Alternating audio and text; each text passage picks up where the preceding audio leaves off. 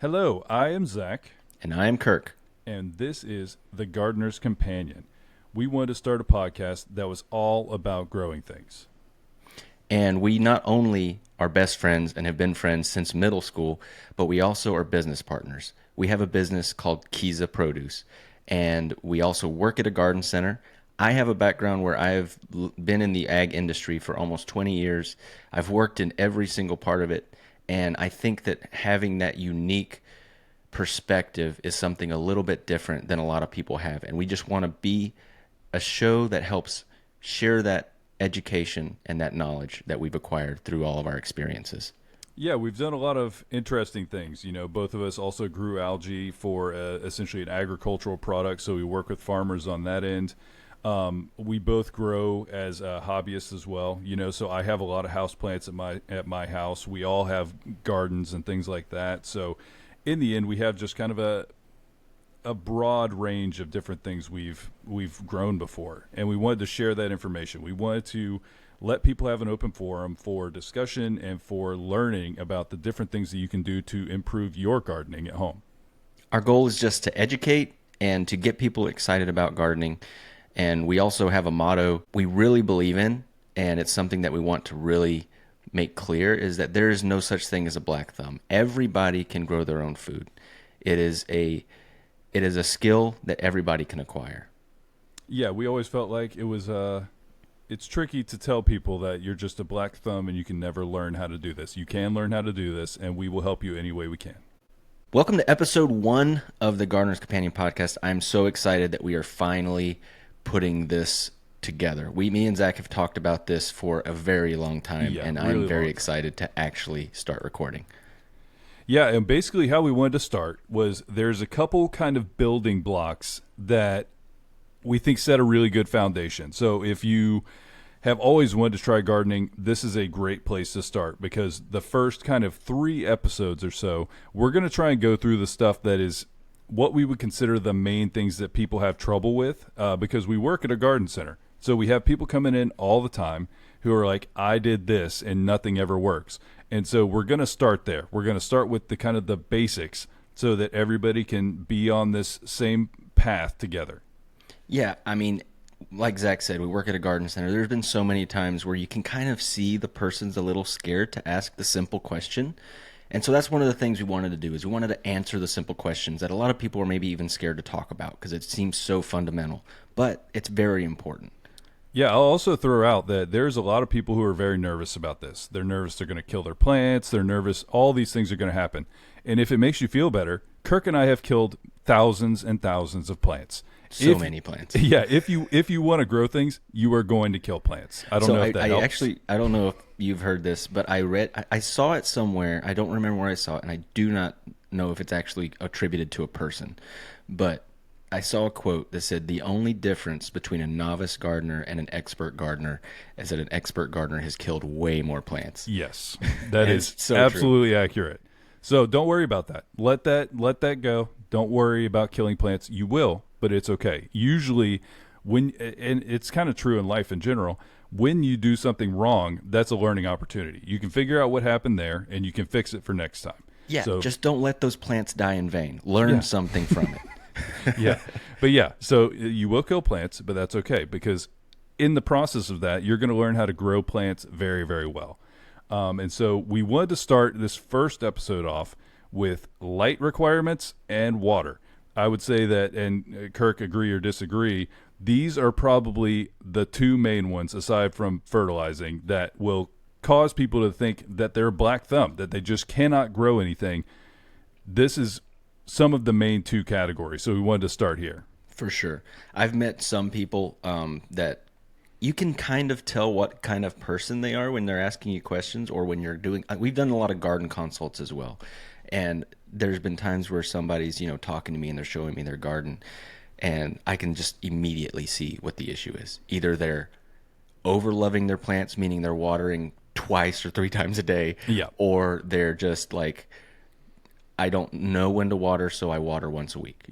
There's there's sometimes it's that, but there's also the whole thing where I've seen at the same thing where I'm at a garden consult and you can see that they've planted their plant that needs full spectrum sunlight and they've planted it right next to their porch and it gets sun for like half an hour a day. Yeah, yeah. So let's dig in a little bit here. So basically, and this is everybody knows this, plants need light to grow. And plants have different requirements, however, and so that's where it gets tricky. In the end, the thing that I think is going to be really helpful is think about kind of categories of plants. So let's start with kind of needs very little light side of things. Your house plants, the reason why they're house plants is because in nature, they're an understory plant. They need very, very little. If you go stick one of your house plants into full rip sun outside, you will see it melt like that day. It will get burns all over it. It will tell you very quickly it does not like it.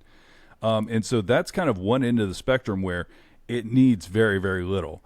And so if you kind of think of houseplants as that low light category, then it makes sense why they're inside and they're not getting anything and why you can't just go stick them in somewhere that's getting full sunlight.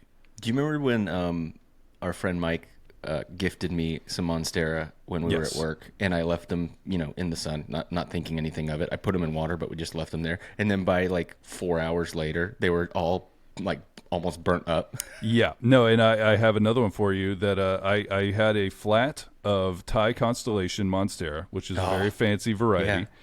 They fried in my car from basically a 20-minute drive. So literally the sun came in the window the wrong way, and they all got sunburned. So all that entire flat of Thai Constellations are currently in rehab. So they'll be okay, I think. They have to grow back out of it. But that's how delicate some of these plants are. I didn't know that would have, I wasn't imagining that either, or I would not have put it in my car. But put it in your trunk, I guess. Yeah, I guess. I guess that's the only option at this point. So that's the kind of the low end side. And that's more just a description. There's not a whole lot of kind of like home gardening things that are that low of light requirements. Herbs and lettuce, kind of get there because if you stick things like thyme or mint in full sun, they'll end up not doing well. But then you have the opposite end of that where you have something like rosemary where you can stick that in full sun and it does not care. Basil's another one that it can handle really sunny locations. So it's a little bit of like dialing it in and finding kind of where things like to be. The other side of this spectrum is plants that need a lot of light. And that, in general, anything that fruits and flowers is going to want as much light as you can give it. And let's get into the fruiting thing. Most of the things we call vegetables are, in fact, fruits. If it has seeds in it, it's a fruit. And so when we say something that's fruiting, that's cucumbers, that's squashes, that's okra, that's all of these things are technically fruits. And so all of those plants want as much sun as you can give them, pretty much. Yeah, I mean, like, think about, like, if you're growing a tomato plant, the more sun that you can get a tomato plant, or however many hours of a day that you can allow it to have full sun, you're probably going to get more production. You're going to have to water more because it's going to dry out and it's going to be drinking like crazy, which is what you want with a plant like that. You want it to be absorbing as much of the sunlight, which then makes it absorb as much of the water and the nutrients that are in that water in the raised bed or the container or the ground that you're growing it in. And that's how, Zach, correct me if I'm wrong, you actually went to school for a little bit, for a little bit. When it is photosynthesizing, it essentially is working like a straw, correct? Like that's when it absorbs the most moisture? It definitely is paired. So when the sunlight is coming in heavily, it needs a lot of water to essentially like do a lot of those processes. So as it's like taking in a bunch of heat, it also uses water transport for cooling. So there's a lot of those things that are happening. It's kind of paired more so than photosynthesis uses a little bit of water, but when it's really warm outside, which you would assume when it's full sunlight, it's also using a lot of that water to put essentially like let water out of its stomates at the top, and that's creating that suction that is pulling the water up. So it uses it for cooling too. But you're absolutely correct. It does also use water as part of photosynthesis itself. So yeah, you definitely have to keep an eye on it. But we've definitely, and I also should mention, Kirk and I are based out of Central Florida. Yes, so we're in Zone 9B. Yeah, when we talk about full sun, if we can handle it, then if you're not in a tropical location, your plants could handle full sun where you're at, more than likely, because our full sun is intense. It is.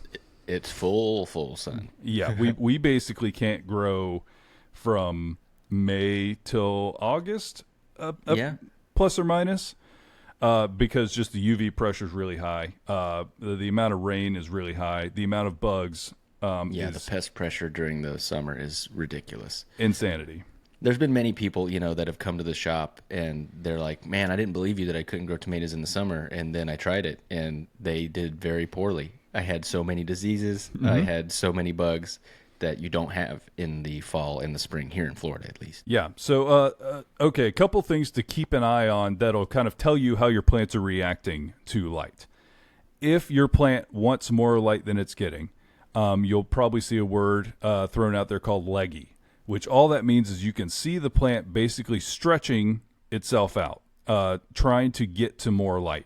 So if you have a tomato plant that's looking like kind of yellow and weak and everything, and it's looking really tall and it's not branching much, that's normally what we're talking about with leggy. It's literally trying to stretch itself out as much as it can to try to find more light.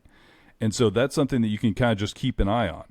If you have a plant in a spot and it starts growing tall and not getting kind of that bushy shape that you would expect out of it, likely you need to get it to a spot with more light. Yeah. And another thing that's very important is different stages of the same plant will have different light requirements. So like, let's say you're going to start a pepper plant from seed. Pepper plants love full sunlight, but when they're at that very small baby stage, usually they don't want full sunlight all day long. Mm-hmm. So like a lot of times me and Zach, when we start plants, we will start them in a low light scenario, but they have light, but a lot of time it's indirect or dappled sunlight or a few hours a day. And then we put them into, you kind of like slowly let them acclimate to get to where it's time for them to have full sunlight. Yeah, and that's they call that hardening off. So if you ever see that mentioned, that's just giving them a little bit more sunlight gradually so they don't burn. Because if you put a plant in too much sun, what it will normally look like is like splotches of it. It almost just looks like a burn. It looks like essentially a sunburn on your plant. It's usually like black, brown, purple type colors. And you will see the leaves themselves just getting like burned. And they're almost always, think about where the sun's coming from. Where the sun is hitting it most directly is where you'll see the burn. So that's a thing to watch out for as well, because if you stick a plant in a spot like that, it will tell you pretty quickly that it's being burned. Yes, it will. I grow a lot of the plant starts for the garden center that we work at, and I essentially have 3 stages of light for my plant starts. I start them in my patio, which has only indirect light. As soon as they pop, though, I put them outside in an area that has maybe 2 to 3 hours of sunlight and dappled indirect light. And then I step them to the spot out there that has full sun. And that's right before I take them to the shop when they should be ready to go. I have made the mistake before, and then Zach mentioned it earlier, where I've left them too long in my patio and they are just leggy and stretching so hard to try to find the sunlight. They're like, where is the direct sun? I know it's there, I can feel it, but I can't see it anywhere. And they'll get way too leggy. Yeah, and we'll throw some pictures of like what a leggy plant looks like on our social media, so you can see kind of what that looks like. Also, if you Google this, I'm sure it's widely available. We also do a lot of things with microgreens, and when you're at that really small stage, you can see these reactions really quickly. So from one day to the next, you can see a plant get leggy or start leaning towards the light, and that just tells you they're looking for more than they're getting.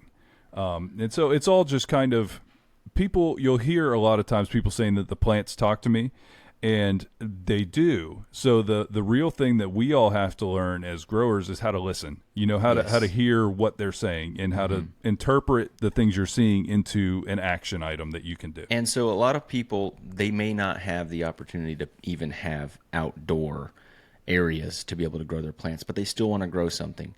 And there at the shop that we work at, we sell lights that are specifically for growing plants, and not every light is created equal. You can't You can't grow a tomato plant under the shop light that you have in your garage. That's not how it works. There is a spectrum and essentially color wavelengths that you need to be able to hit for different types of plants.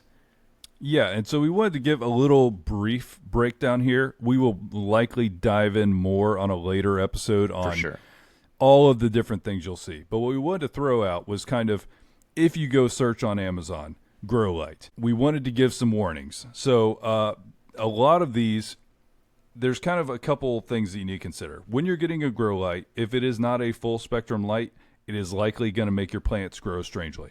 And so you will see some of that where they kind of have a specific spectrum that's useful in some cases, but for the general grower at home, you want a full spectrum light so that it can do your vegetative growth phase, and then also when you're putting on fruiting and flowering time, you can also do that.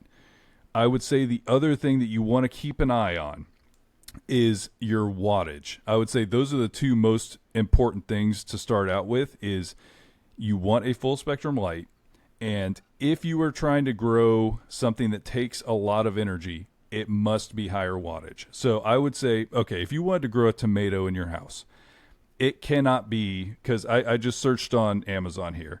I see multiple things here, like things that are hooked up to a 5-volt thing. I see an 11-watt grow light. I see a 10-watt grow light. I see several of these things that are very, very low. If you get a 10-watt grow light, that's okay for seed starting, probably. But then beyond that, not a lot. Like you wouldn't be able to grow lettuce under it. You wouldn't be able to grow kind of like you might be able to grow herbs for a little bit, especially those low light ones we were talking about. But if you want to grow a tomato, I would say the absolute minimum wattage you could use is like 100. Yeah. So that's the kind of things that you would want to be looking at if you look at Amazon. We aren't sponsored by any of these things, but there's a couple like companies out there that do like grow lights that are more full spectrum and for growing a plant all the way at your house. Amazon has Vivo Sun, AC Infinity is very, very popular. Yeah. Those are good places to start. For if you want to grow a plant all the way, if you want to do microgreens or some seed starting inside, then you could start looking at a lot of times they'll call them clone bars. Yep. Sometimes those are only like 20 watts. That's okay. You don't need a whole lot of light, like Kirk was saying. At that stage, they just need a little bit. They're very tender and like young at that stage, and so you just want a little bit. And so that's where you could also do that. Is kind of get some of those clone bars and set them up. If you ever see the video, what we're doing a lot of times in my background, I have microgreens growing, and the lights you see back there are just clone bars. Each one of the shelves is just, I think it's 18 watts a piece, so it's like 30, 40 watts per shelf. And it's great to start your seeds inside, and a clone bar light is perfect for that. So it just depends on what you're trying to grow. You don't need as much for like lettuces, but you do need enough full spectrum sun or light to be able to grow a good lettuce or even some of the herbs. But yeah, we'll like Zach said, we'll probably do another episode where we dive a lot deeper into indoor lighting. Don't want to get too far into the weeds. We just really wanted to talk about, just touch on if you were trying to start growing either your plant starts or growing something like you made a closet where you can grow some vegetables in it. That would be a lot more sunlight requirements or light requirements than what you would probably just initially see on Amazon. Yeah, and we mainly just wanted to throw this out there because if you're at home listening and you're like, I bought a $15 light off Amazon, but I can't grow anything, the $15 light is the problem. It's not something you did. Not you. Yeah, it's that light is not enough because technically your random LEDs in your house can sort of grow a plant, not well, but like will your plant stay alive and not doing well? Yes, for a little bit. So we just wanted to kind of throw out there that if you wanted to or if you're not having success growing inside and you have a kind of a low power light, that could likely be your problem. For sure. A lot of times when we're recording the podcast, we reference the shop or, customers. And the place that we work at, the place that we do a lot of our consulting and we really have partnered with is a organic garden center located in Tampa, Florida called Grace's Garden Center. Yeah, we wanted to mention them specifically because they have an online presence as well, where you can get a wide variety of organic amendments, and there's a lot of specializing in heirloom varieties of plants and things like that. But if you are in the Central Florida area, I highly recommend you come out and see the selection of different plants they have. It truly is awesome. Yeah, I mean, they're a family-owned business. They've been around for almost 40 years. They're super nice. They're super generous with their knowledge. I've had so many customers that come in, they ask one question, Steve will talk to them for 30 minutes and they'll spend $3 in the shop. That's just the way it is. They're generous with their knowledge. And something else I want to highlight is we start so many different plants to help gardeners have a leg up on the season, whether it be fall or spring or even the winter season. And Steve specializes in all of these amazing varieties of tomatoes. So every single fall and spring, you can come by the shop and get some of the coolest varieties of tomatoes you could ever think of. But yeah, they have a wide variety of organic pesticides, fertilizers, soils, and a ton of knowledge. So like I said, if you're from this area, come check them out. Yeah, come say hi. Come meet me and Zach. We would love to talk to you and give you some more tips in person. Absolutely. So that brings us to our next part of the episode, which is water. And this one I think is something that is even easier to mess up on because there's so much different water requirements depending on the plant. Depending on the weather, depending on your location, depending on what it's planted in. But it's also one of the funnier ones because, yeah, like Kirk said, there are some people who we talk to on a daily basis who I know before they even fully admit it that they have loved that plant to death. They're like, I know that plants need water, and so every time I walk past it, I water it a little more. When someone tells me every time I plant rosemary, it keeps dying, I know exactly why. Yep. It's because you water it too much. That's one of the plants that almost the more you ignore it, the better it'll do. There are some plants that are like that. Rosemary is one of them. You put it in there, it almost doesn't want you to look at it because if you look at it, it's going to just wilt.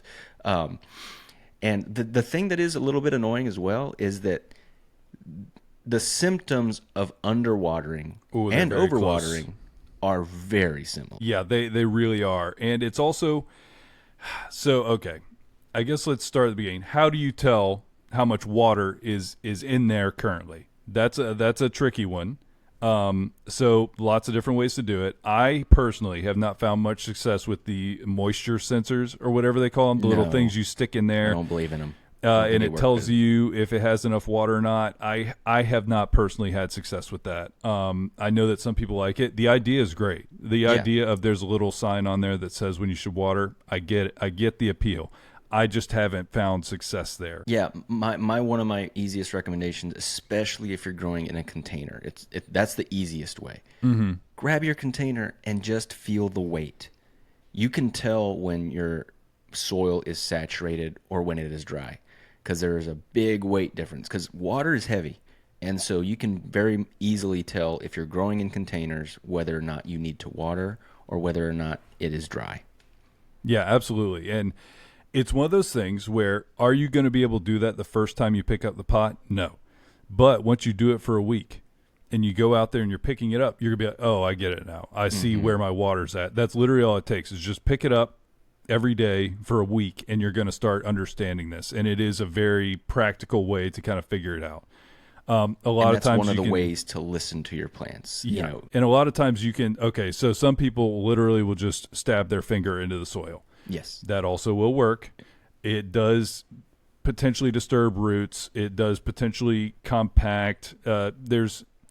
It's not the best way to do it, but honestly, you're also not gonna kill your plant with it likely. But just if you're trying to optimize, it's not the best possible way to test your water on it. Not in a container. Like, I would say that's okay in like in a raised bed, or maybe in like even in the ground where you can dig just a little bit, not right next to your plant, but kind of a little bit farther away from your plant, so you can just kind of see how far the moisture has gone.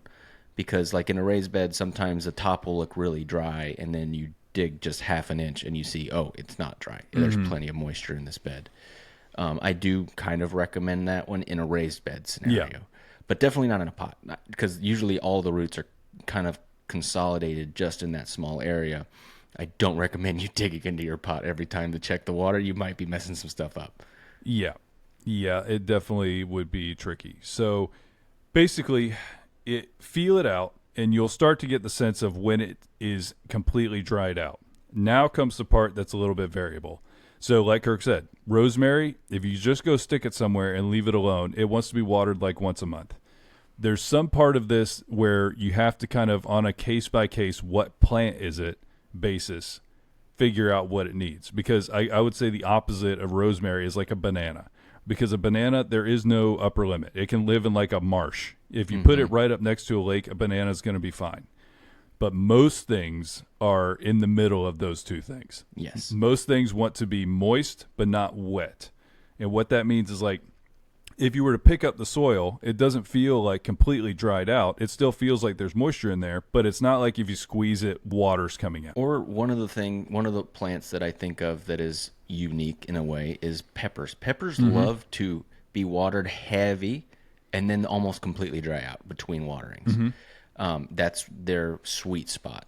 Not everything's like that. You know, tomatoes like to be watered heavy, but not dry all the way out.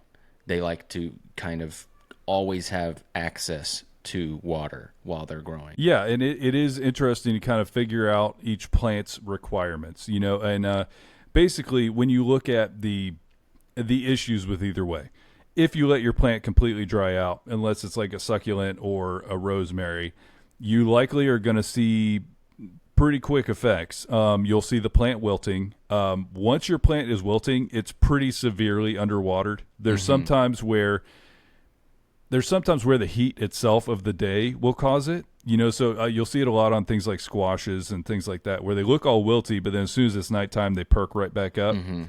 But in general, if you see a plant starting to like fully wilt, like all the leaves are starting to fall over, even the stem falls over, we're looking at it's pretty underwatered, and it doesn't take long if you have no water to it that it's going to start dropping leaves, and then it will die.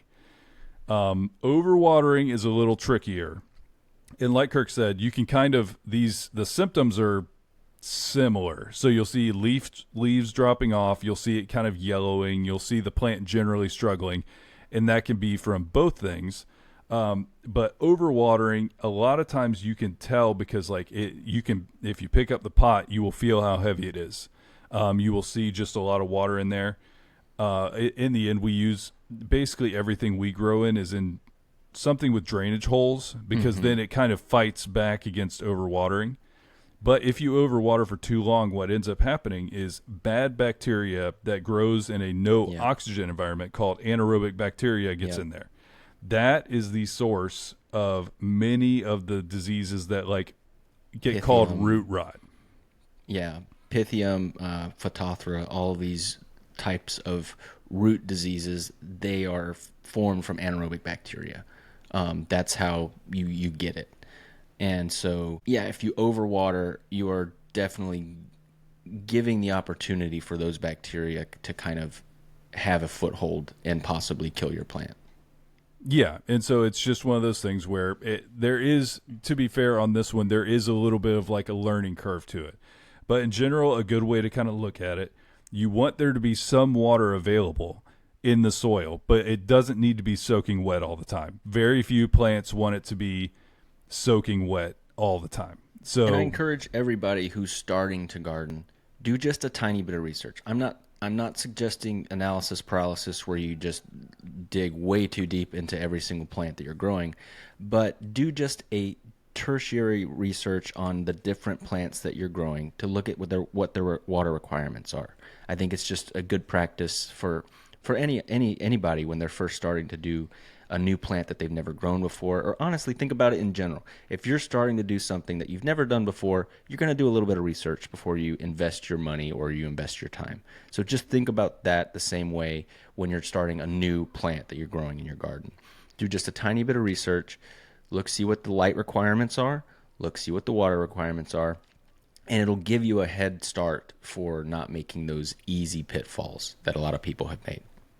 Yeah, and I would say maybe the last thing that we'll kind of mess around with here today, because it also leads into our next kind of episode, is there's a lot of things that you can do to help your drainage. You probably have seen things where people put a barrier of rocks at the bottom of their pot. They will essentially add something like perlite. They will do a lot of things just to make sure your drainage is good, and all that's doing is just making sure you're not overwatering. You have to watch out in the other direction, because if you make a really nice drainage mix, you're likely going to have to really keep an eye on your water, because it's not going to hold any of that. But the next episode we're going to do is about soils and how that's going to affect a lot of different things. And so we'll do a full breakdown on that next time. Thank you guys so much for listening. And remember, y'all be kind to one another. And there is no such thing as a black thumb.